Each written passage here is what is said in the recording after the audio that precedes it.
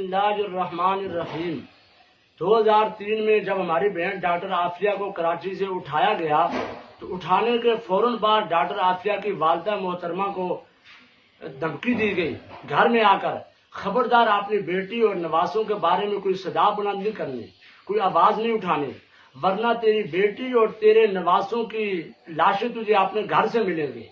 تو وہ ماں تھی اور وہ ذات ہی خاموش ہو گئی، ساری زندگی اپنے دل میں کٹتی کٹتی دنیا سے چلے گئے۔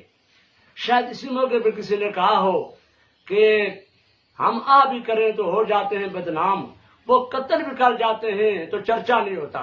اور آج ساری دنیا کو پتا ہے کہ ڈاکٹر فوزیہ امریکہ اپنی بہن ڈاکٹر عافیہ کی ملاقات کے لیے گئی ہیں، اور اب یہاں دو زیادتیاں ہو رہی ہیں۔ ایک زیادتی تو یہ ہو رہی ہے کہ ڈاکٹر فوزیہ کی اپنی بہن ڈاکٹر عافیہ کے ساتھ بالمصافہ آمنے سامنے ملاقات نہیں کروائی جا رہی، کہتے جی شیشے کے سامنے کھڑے ہو کے ملاقات ہوگی، یہ ہوگا وہ ہوگا۔ بھائی اتنا خرچہ کر کے ایک عورت اتنے عرصے بعد اپنی بچھی ہوئی مظلوم بہن کو ملنے گئی ہے، پھر اس سے ملاقات نہ کروانا، یہ کون سا اصول ہے، یہ کون سا قانون ہے؟ امریکہ اپنے آپ کو تہذیب یافتہ بھی کہتا ہے اور جو اپنے آپ کو بہت مہذب بھی کہتا ہے، اور یہاں پر جو ہے نا ظلم و زیادتی کی کتنی انتہا کی جا رہی ہے، ملاقات کیوں نہیں کروائی جا رہی؟ اگر آج اس طرح ملاقات کروانی تھی پھر یہاں سے فون پہ ملاقات کروا دیتے، ویڈیو کال کے ذریعے بات کروا دیتے۔ یہ بالکل زیادتی ہے، ظلم ہے، ہم اس کی مکمل طور پر جتنا ہم سے ہو سکتا ہے ہم اس کی مذمت کرتے ہیں۔ دوسری زیادتی یہ ہو رہی ہے، ڈاکٹر فوزیہ جب امریکہ گئی تو ڈاکٹر فوزیہ کے بچوں کو، اہل خانہ کو فون کر کے دھمکیاں دی جا رہی ہیں۔ سوال یہ پیدا ہوتا ہے کہ یہ دھمکیاں دینے والا کون ہے اور کیوں ہے، یہ دھمکیاں کیوں دی جا رہی ہیں؟ جب ڈاکٹر عافیہ کو اٹھایا گیا پھر بھی گھر میں دھمکیاں دی گئی، وہ کس نے اٹھایا، کیوں حوالے کیا، وہ تو پرویز مشرف نے اپنی کتاب میں لکھ دیا کہ میں نے یہ سارا کام کیا اور ڈالروں کے لیے کیا ہے۔ اور اس دور میں ایک امریکی جنرل نے یہ بیان دیا تھا، پاکستانیوں کو ڈالر دکھاؤ یہ اپنی ماں بیچنے کے لیے بھی تیار ہو جاتے ہیں۔ اللہ کا شکر ہے کسی مولوی کا کردار دیکھ کے امریکہ نے یہ بیان نہیں دیا، یہ کسی جنرل اور کرنل ہی کا کردار دیکھ کے امریکہ نے یہ بیان دیا تھا۔ بہرحال ڈاکٹر عافیہ کس نے اٹھایا وہ تو معلوم ہے، وہ دھمکیاں دینے والے کون تھے آج تک پتہ نہیں چلا۔ آج ڈاکٹر فوزیہ اپنی بہن کو ملنے گئی، ان کے بچوں کو ہراساں کرنا، ان کو ڈرانا، ان کو فون پہ دھمکیاں دینا، یہ کون ہے؟ کیوں دھمکیاں دے رہا ہے یہ؟ بظاہر اسباب میں ہمیں نہیں لگتا کہ حکومت ایسا کر رہی ہو، کیونکہ اگر حکومت ایسا کرتی تو وہ ڈاکٹر فوزیہ کو وہاں جانے ہی نہ دیتی۔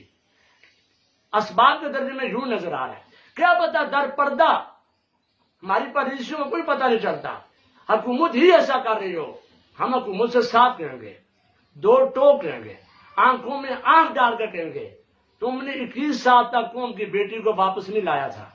آج اگر اللہ پاک نے اسباب پیدا کیے اور ڈاکٹر فوزیہ وہاں چلی گئی، اب تمہاری دو ذمہ داریاں بنتی ہیں۔ ایک ذمہ داری یہ ہے امریکہ پہ زور ڈالو کہ ہم تمہارے سارے مطالبات مانتے رہتے ہیں، ہم نے تمہارا اپنے قاتل وہ ریمنڈ ڈیوس کو بھی جو ہے نا واپس چھوڑ دیا تھا تمہارے مطالبے پر۔ آج ڈاکٹر فوزیہ گئی ہے، کوئی انسانیت کے بھی حقوق ہوتے ہیں، اس کی اپنی بہن سے ملاقات بالمشافہ کروائی جائے۔ اور دوسری بات حکومت کی یہ ذمہ داری ہے معلوم کرے کہ یہ فون کرنے والا کون ہے، یہ دہشت گرد، یہ تخریب کار، یہ شدت پسند، یہ بدماش، یہ ظالم، یہ کون ہے جو ڈاکٹر فوزیہ کے بچوں کو فون کر کے دھمکی دیتا ہے؟ اگر اس میں جرت ہے، سچ ہے، تو فون پہ دھمکیاں بچوں کو نہ دو، پھر آؤ مردوں کے سامنے کھڑے ہو کے بات کرو۔ تم دھمکی کس بنیاد پہ دیتے ہو؟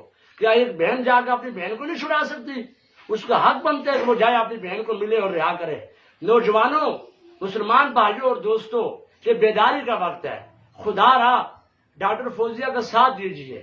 ابھی یہ تحریک چل پڑی ہے ڈاکٹر عافیہ کی رہائی کی، اب جتنا ہو سکتا ہے ہاتھوں میں ہاتھ دو، ہاتھوں میں ہاتھ ڈالو اور اللہ کے دربار میں ہاتھ اٹھاؤ اور ڈاکٹر عافیہ کی رہائی کی کوشش کرو۔ نہیں تو علامہ اقبال کہتا ہے وطن کی فکر کر ناداں مصیبت آنے والی ہے، تیری بربادیوں کے مشورے آسمانوں میں، یہ خاموشی کب تک لذت فریاد پیدا کر زمین پر تو ہو اور تیری صدا ہو آسمانوں میں، نہ امید، نہ امیدی زوال علم و عرفان ہے، امید مرد مومن ہے خدا کے رازدانوں میں، نہیں ہے تیرا نشیمن قصر سلطانی کے گنبد پر، تو شہین ہے کر پرواز پہاڑوں کی چٹانوں میں، سمجھے مسلم نہ سمجھا تو مٹ جائے گا، تیری داستان تک نہ رہے گی داستانوں میں۔ عقابی روح جب بیدار ہوتی ہے جوانوں میں تو نظر آتی ہے انہیں اپنی منزل آسمانوں میں۔